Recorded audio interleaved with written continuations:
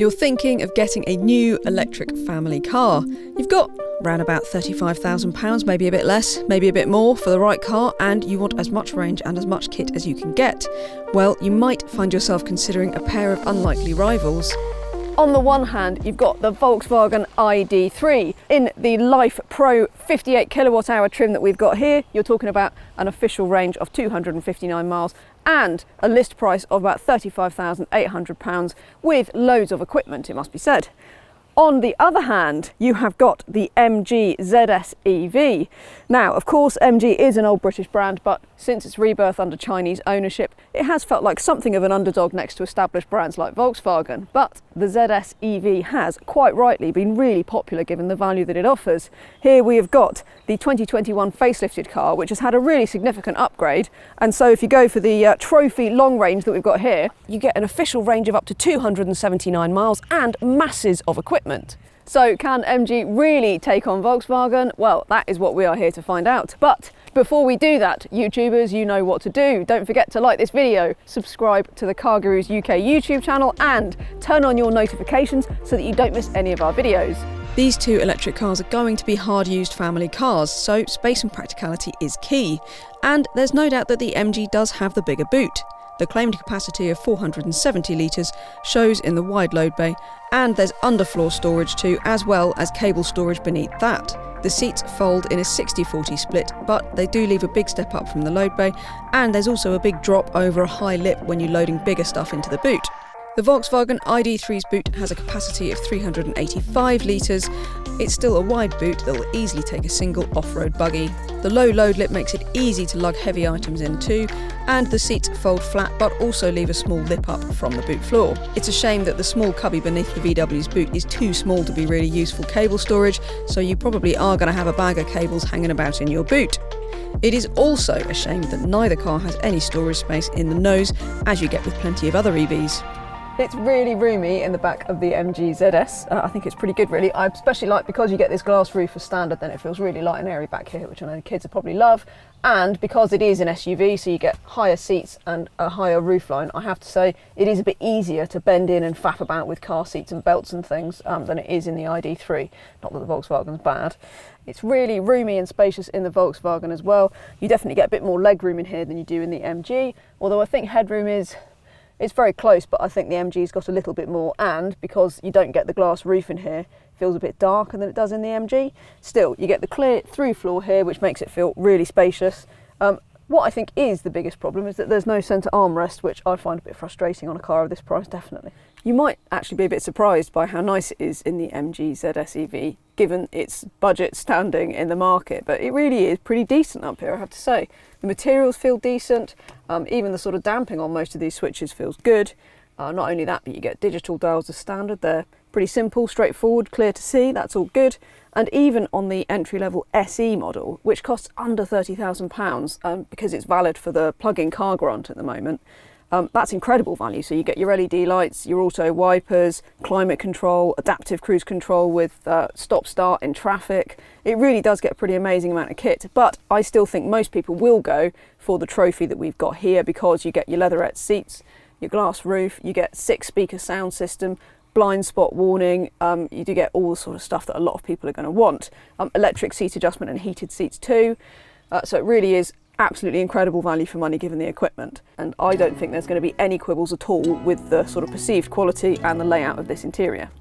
The touchscreen system is one of the biggest improvements that has been made with the 2021 facelift. It does still have a whiff of the aftermarket about it in the way that you have to press the screen really quite hard to get it to respond, but the graphics are perfectly decent and it's quite a logical layout. And you get Apple CarPlay and Android Auto, although you will need to plug your phone in to get those apps to work.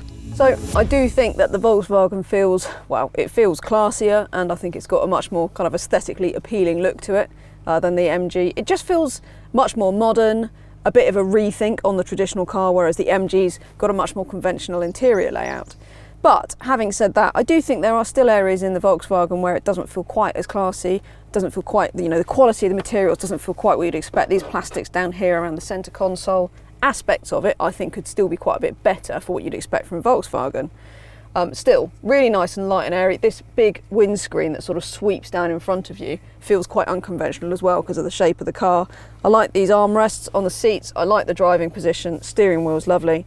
And this all feels very kind of appealingly BMW i3-like with the pod on here. It all just feels very modern and very classy, and I do think that sets it apart a bit from the MG. You don't get a reversing camera, keyless entry or lumbar adjustment as standard, which it would certainly benefit from, but you do get parking sensors all round, the same level of semi-autonomous driver aids as the MG, a heated wheel, seats and side mirrors, and a much better sound system and voice control. Unfortunately, you still get the touch-sensitive buttons on the wheel and along the sill beneath the touchscreen, which are just infuriating and way too easy to hit accidentally. The problems that Volkswagen has had with this new operating system and touchscreen on the ID3 are already fairly well documented. I've not had many issues with it, although I would say it really frustrates me that when you first start the car in the morning, the system takes 15 or 20 seconds to actually kind of get started and warm up and respond. So you're trying to get your heated seats and your climate on and it's sitting there telling you that it can't do anything yet. It's really small, I know, it's a silly kind of proper first world problem, but it is annoying on a day-to-day basis. Anyway, apart from that, I've not had huge problems with it, and I do think it's a pretty good system. The graphics are good. It's not always the most logical, but you can find generally what you want. You've got your nav, you've got your Apple CarPlay, of course, which is wireless on the ID3. It's not on the MG, and you've got your Android Auto, so it's got all the features you want. It has got over-the-air updates too, and there are already a number of software updates out for this system, so do look out for those. As for charging, well, the Volkswagen has the faster charging here with a peak rapid charging rate of 100 kilowatts compared to the MG ZS EV's 75 kilowatts. In practice, that means that if you plug into a fast enough rapid charger, you'll get a 100-mile top-up in around 20 to 25 minutes in the VW, or more like 35 minutes in the MG. Plug into a 7 kilowatt home wall box and you'll have a full battery in 9 hours on the ID3, or around 10.5 hours on the ZS.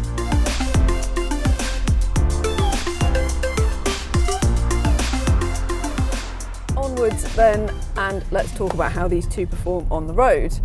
So I'm starting in the MG ZS EV, which is the most recently updated car. So like I've said, it's facelifted in 2021 up to a significant extent as well. That's when the range went up, lots of stuff was changed.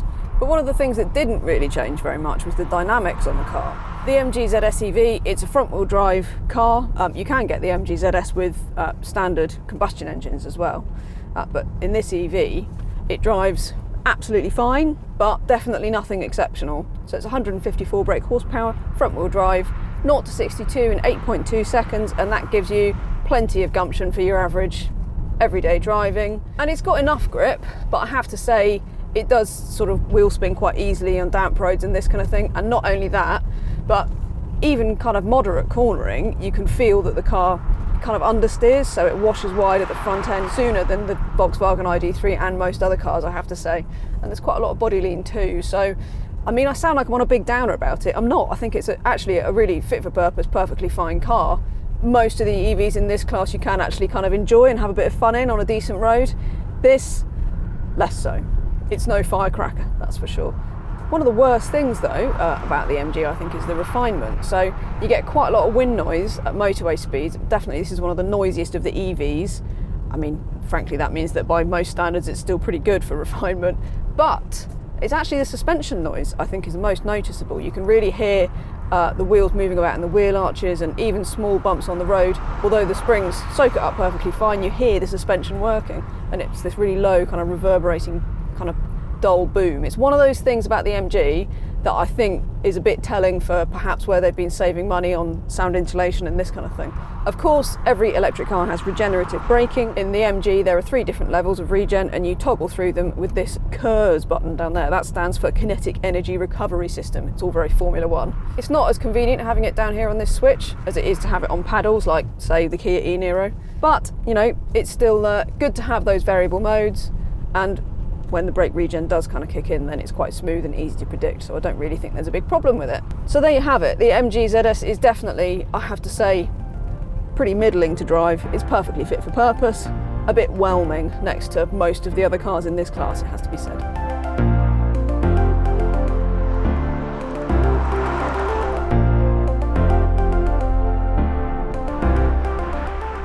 Before I start to talk in a bit more depth about how the ID3 drives, I want to talk about the Volkswagen ID3 range, because When I was organising this test, I wanted to get in the cheapest possible ID3, and at that point it was a 145 PS or 142 brake horsepower version of this car with 58 kilowatt hours in this very trim. And that in fact is the car that I am driving. But in the last few days, Volkswagen has slimmed its range right down, and now all that you can get is the Life Pro car with the 204 PS electric motor. So as I'm talking to you in February 2022, you can't actually get this car with 145 PS. If that becomes available, or if your dealer has one going, then I would really think about it, because it's really good to drive. There's nothing wrong with the performance on it. So it's 0 to 62 in just over 9 seconds, so a little bit slower than the MG. So if you can get hold of this car, which seems unlikely for a while, then I would recommend it, because you're saving a lot of money and getting much the same car. Still, as it is, we're talking about nearly 36 grand to get the 201 brake horsepower version of this car, which is faster than the MG. That does 0 to 62 in 7.5 seconds, and it does feel quite a bit punchier.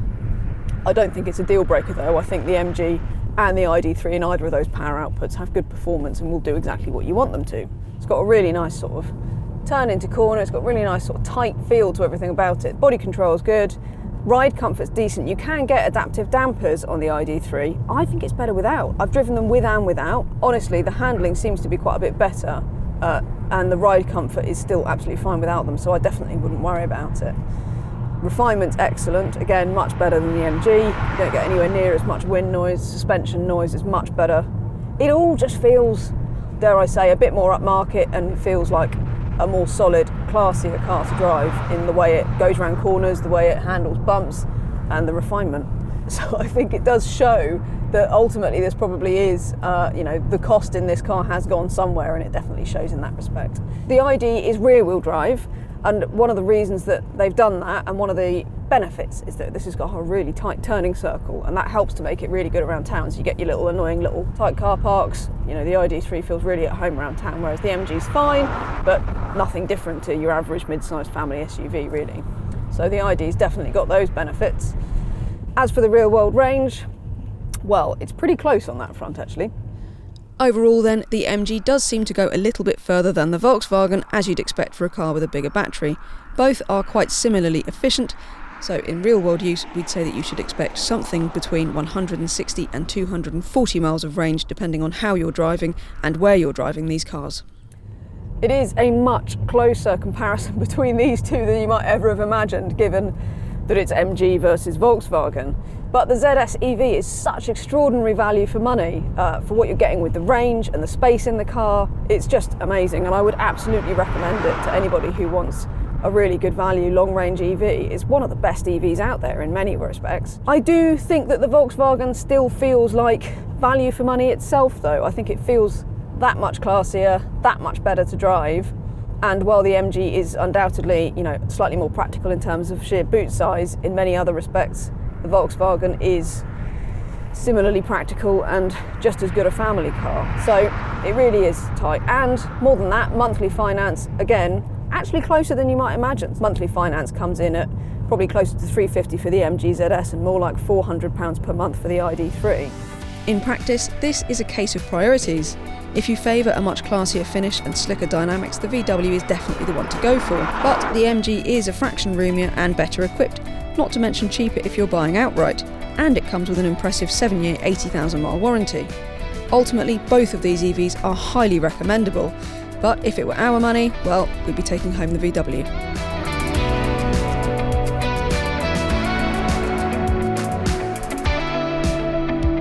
If you're more interested in a used EV than a brand new one, well, head to CarGurus.co.uk for a whole host of fantastic used cars, and we'll even tell you if it's a good or a bad deal.